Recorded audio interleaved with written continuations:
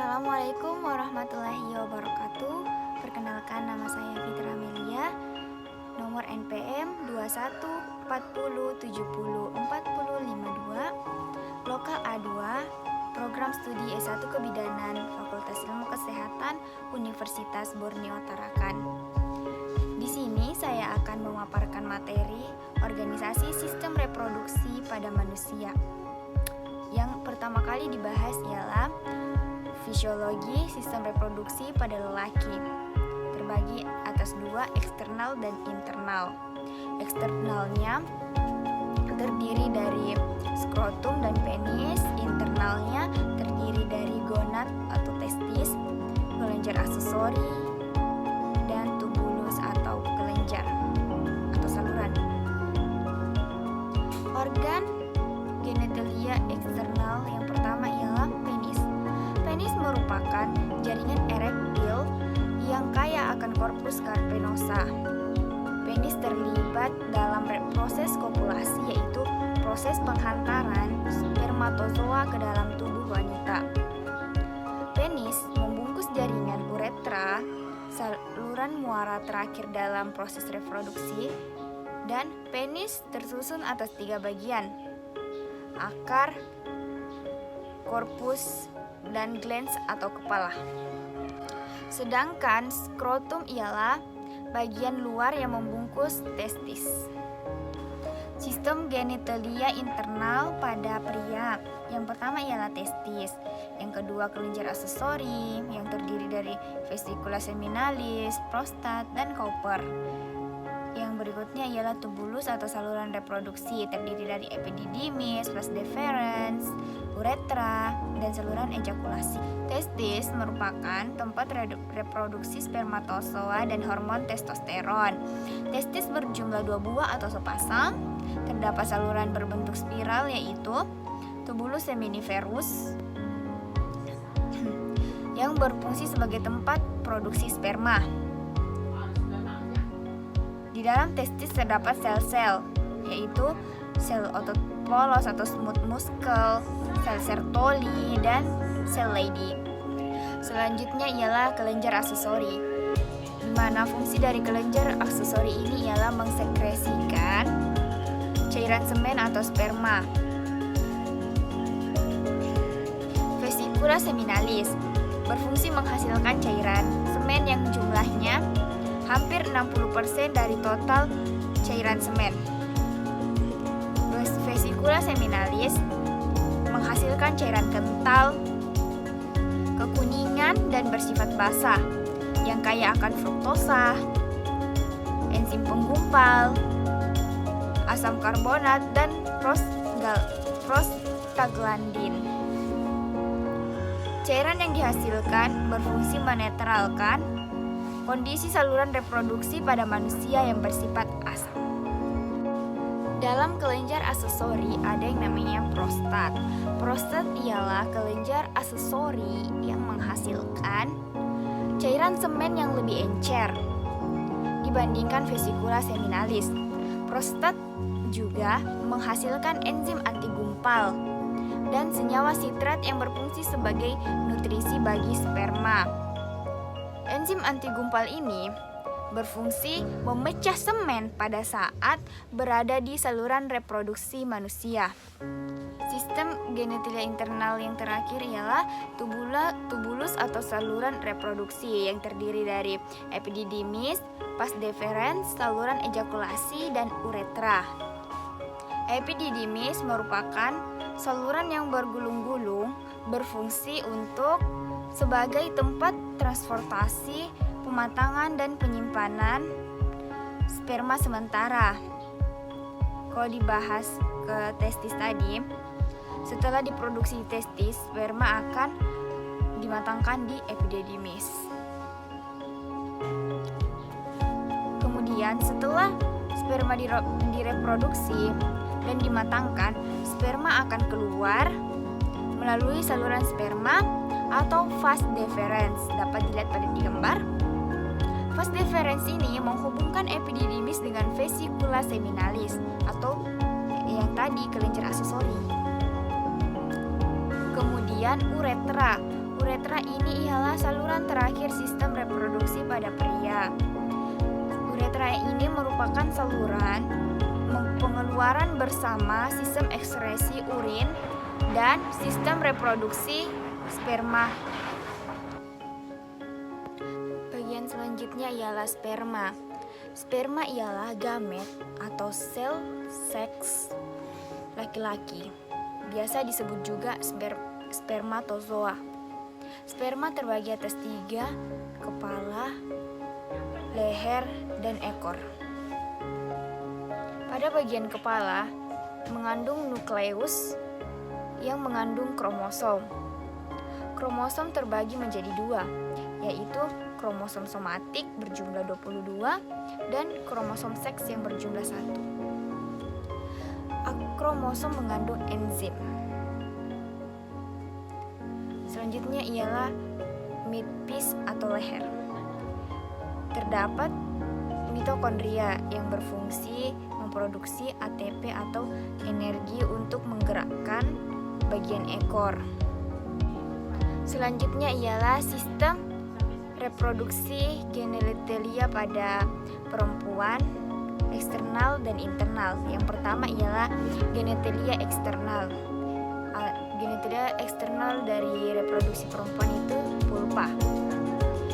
Dari vulva ini terdapat mons pubis, labia mayora, labia minora, bulbus vestibularis, klitoris, vestibulum. Dapat dilihat pada gambar berikut. Mons pubis disebut juga gunung Venus, merupakan bagian yang menonjol di bagian depan simfisis, terdiri dari jaringan lemak dan sedikit jaringan ikat. Setelah dewasa tertutup oleh rambut yang bentuknya segitiga. Mons pubis mengandung banyak kelenjar sebasea, yaitu minyak. Berfungsi sebagai bantal pada saat koitus atau berhubungan. Selanjutnya ialah labia mayora. Labia mayora merupakan kelanjutan dari mons pubis veneris. Mons veneris berbentuk lonjong. Panjang labia mayora 7-8 cm, lebar 2-3 cm dan agak meruncing pada ujung bawah. Kedua bibir ini di bagian bawah bertemu membentuk perineum. Fungsi melindungi organ-organ internal dan sistem reproduksi wanita. Selanjutnya ialah klitoris. Klitoris mirip dengan penis pada pria dan mengandung ujung saraf sensori dan jaringan erektil. Merupakan titik rangsangan seksual yang paling sensitif. Fungsi utama klitoris adalah menstimulasi dan meningkatkan ketegangan seksual. Selanjutnya, vestibulum. Vestibulum merupakan alat reproduksi bagian luar yang berbentuk seperti perahu atau lonjong. Terletak di antara labia minora, klitoris, dan forehead. Vestibulum terdiri dari muara uretra, kelenjar prauretra, vagina, dan kelenjar paragina. Permukaan vestibulum yang tipis dan agak berlendir mudah teriritasi oleh bahan kimia, panas, dan friksi. Selanjutnya ialah perineum. Perineum dapat dilihat pada gambar yang berbentuk seperti V bagian bawah alat reproduksi wanita itu yang dekat dari anus. Perineum adalah area yang memanjang dari dasar labia minora atau saluran anus. Bentuknya menyerupai segitiga dan terdiri atas jaringan ikat, otot, dan lemak. Perineum menyebabkan genitalia eksternal melekat pada otot dasar pelvis. Selanjutnya ialah genitalia internal pada wanita. Ada vagina, uterus, tuba fallopi atau tuba uterina, dan ovarium. Vagina ini adalah suatu tuba berdinding tipis yang dapat melipat dan mampu meregang. Panjang dinding anterior vagina hanya sekitar 9 cm, sedangkan panjang dinding posterior 11 cm. Vagina terletak di depan rektum dan di belakang kandung kemih. Vagina merupakan saluran musculomembraneus yang menghubungkan rahim dengan vulva. Jaringan muskulusnya merupakan kelanjutan dari muskulus sphincter ani dan muskulus levator ani. Oleh karena itu dapat dikendalikan. Pada dinding vagina terdapat lipatan-lipatan melintang disebut rugae. Pada puncak atau ujung vagina menonjol serviks pada bagian uterus. Bagian serviks yang menonjol ke dalam vagina disebut portio. Portio uteri membagi puncak vagina menjadi 4, yaitu fornix anterior, fornix anterior, fornix posterior, fornix dextra, dan fornix sinistra. Uterus merupakan jaringan otot yang kuat, berdinding tebal, muskular pipi, cekung, dan tampak seperti bola lampu atau buah pir terbalik. Letaknya di pelvis minor di antara kandung kemih dan rektum. Posisi normal uterus adalah antefleksi. Uterus ini terdiri dari fundus, serviks, dan korpus. Sama seperti di penis tadi, ada korpusnya. Korpus ini bagian terbesar dari uterus, sama seperti di penis tadi, bagian terbesar dari penis yaitu korpus. Ukuran uterus tergantung dari usia wanita. Pada anak-anak, ukuran uterus sekitar 2-3 cm. Nullipara 6-8 cm dan multipara 8-9 cm. Dinding uterus terdiri dari perimetrium, myometrium, endometrium. Perimetrium merupakan bagian terluar dari lapisan uterus, sedangkan perimyometrium, lapisan otot, merupakan lapisan yang paling tebal, terdiri dari otot-otot polos yang disusun sedemikian rupa sehingga mendorong janin dan plasenta keluar pada persalinan. Kalau endometrium merupakan lapisan bagian dalam dari korpus uteri yang membatasi kavum uteri dalam kehamilan. Ovarium berubah menjadi desi-2.